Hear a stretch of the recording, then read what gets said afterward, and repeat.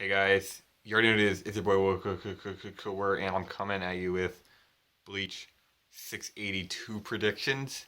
And I think this is a really important chapter to predict because, as everybody knows, Bleach is likely ending on 685 or potentially 686.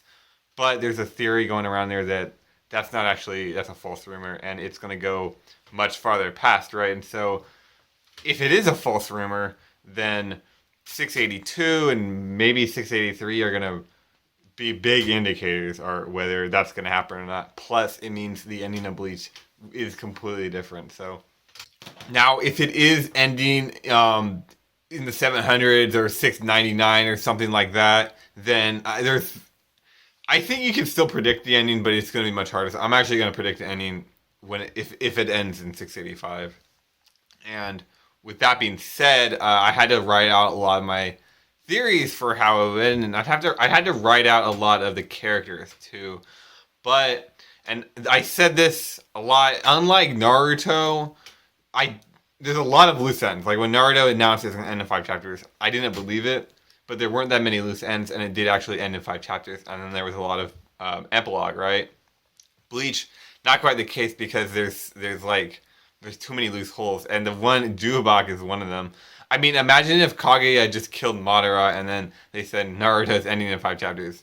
Kind of the same deal, right? So my big theory on how Bleach is gonna end, because there's all these loose ends, how can you tie it up? Well, you guys already know my theory on how Ichigo could defeat Yuak, and also you guys know how Yuak is very defeatable. Even though most people don't seem to think he's defeatable, even in 681, it kind of proved that he's defeatable. But also, there's some clues in 681 that lead me to believe this theory. Page 16 of 681, this was a really important panel. Now, this is similar to the panel in the Fullbring arc when Rukia, I think it was, stabbed Ichigo from the back, and it wasn't a villain stabbing him, it wasn't a backstab, even though it was from his back, but it wasn't a backstab. And so this is the same similar panel, and I thought this is an important panel because if it's Tsukishima doing it, it means it's not Ishin doing it. And it means that Ishin and Ryukin came to society to do something else that was not related to Ichigo and Ishida. Because when they saw those two panels, everybody then assumed from the next chapter, oh, they're going to save their sons. That's what everybody assumed. And I mean, even myself, I was kind of thinking, maybe that is going to happen, right? But because that didn't happen, and this panel sealed the nail in the coffin, it gave us confirmation that Ryukin and Ishin are actually there in Soul Society to do something completely different. So what are they going to do? Well, it goes back to AIZEN too, because AIZEN's another loose end. And if Bleach really is ending, if it was ending in 4 chapters from now, if it really is, then AIZEN is absolutely going to be do something with Ishin and Ryukin. Now, a lot of people are wondering, how did Tsukushima and Ginjo get up to the Reiroku? I believe it was Kukaku, because that's where they were last seen with Ganju. Ganju had to find them, and then also because she has a cannon and she's like related to the Royal Guard.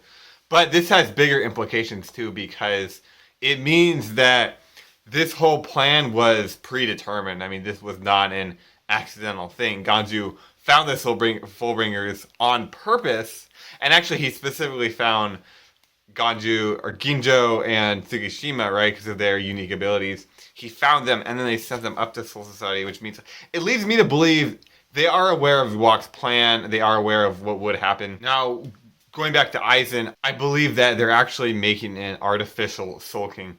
And I think they're doing that through using little bits of every type of entity, like the Hollows, the Shinigamis, the Fullbringers, Quincy's. There are users of all those in Soul Society right now. For example, what if instead of killing Elijah Barrow, Kira's goal was to immobilize him, and then they use his Quincy powers to create a new Soul King from Aizen. Or they could use Ryukin. There are hollows in Soul Society right now, so that's not really an issue. Obviously, there are Fullbringers, and actually Ginjo can exchange Fullbring powers too. So I don't know if that's why Ginjo is with Tsukishima. Maybe Ginjo is giving Ichigo back his Fullbring powers. Maybe, because the thing is, Ichigo's Bankai being fixed doesn't actually solve any problems. Like, he still can't defeat Jubak with his current sword. Like, he failed before. Why would reviving him do anything? And also the fact that Ginjo and Tsukishima were sent up there not on their orders, which you can see that in 681 when Tsukishima says, I don't even know what I'm doing. Ginjo told me to. So something's going on behind the scenes, and I do believe that actually it is, they're making, I do believe that they're making Aizen into the next Soul King, or they're making Ichigo into the next Soul King, or a replacement of the Soul King, because again, if Wak dies, then there needs to be a replacement Soul King, and I thought maybe it's Orihime. I'm starting to leave that just because I think there'd be too many plot holes. I'm going with Aizen or Ichigo, and I'm going with Aizen more than Ichigo, because that was always Aizen's original goal. It was never Ichigo's goal or intention, right? To Aizen in his hollow or his Hogyoku form did look like the Soul King in some of the panels, right? They did look similar. And if the Hogyoku is supposed to bring forth someone's true desires, and Aizen's true desire was to be the Soul King, then yeah, I do see him becoming the Soul King at the end of the series. Now, why also I think this is because during Aizen and Ichigo's battle, Aizen was always saying, Ichigo, you've surpassed, transcended the boundaries between Shinigami and human, and Quincy and Hollows and Fullbringers, and Aizen hadn't. But Ichigo had, and it was because Ichigo's a combination of all of them, right? And that was kind of the theory or whatever.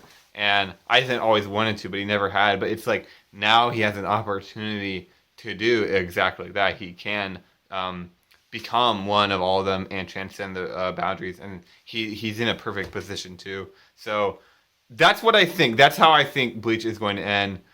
683, 684, 685. I think Aizen's become Soul King. I think Ichigo is going to defeat Jubak using his ability. I've mentioned this before in my Walk Paradox video. If you're interested, go watch that. Basically, I think Ichigo's true hidden ability, I think he can create reality. I think he can create from nothingness, dissimilar to Gremmy. I think Gremmy's ability wasn't creating reality. I think Gremmy was turning things from imagination into reality, right? It's still, again, go back to the Jubak sand analogy. It's what Gremmy can do is still within the sand, right? What Ichigo is doing is actually just creating reality from nothingness, and so it would not be in the sand particles, and so I think he could bypass Jubak's ability. So that's how I think Bleach is going to end, and I think, honestly, I think it's totally reasonable. I think it's totally in line with what's happening. It covers up all the loose ends,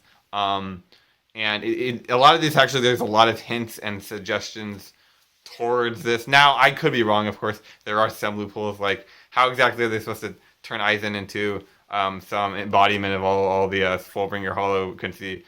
You know, how are they supposed to do that with Aizen? Well, yeah, there are some loopholes. I'm not exactly sure, of course. I'm not writing Bleach. With that being said, though, specifically in 683, I think we're going to see Isshin and Ryukin. I think we're going to see their parents. And I think we're going to see what exactly their true motives of being in the Soul Society. Because it's not just them. It's them and then another party. And I think this is actually Urahara's plan from the get-go before he went in. I think this is all of his master plan. And so anyway, guys, that's my Bleach 682 prediction, and also my theory on how Bleach will end. I hope you guys liked this video. Make sure to subscribe, like, and comment if you disagreed. Comment or don't comment. I don't know. Anyway, guys, I'm getting here. Thanks for watching.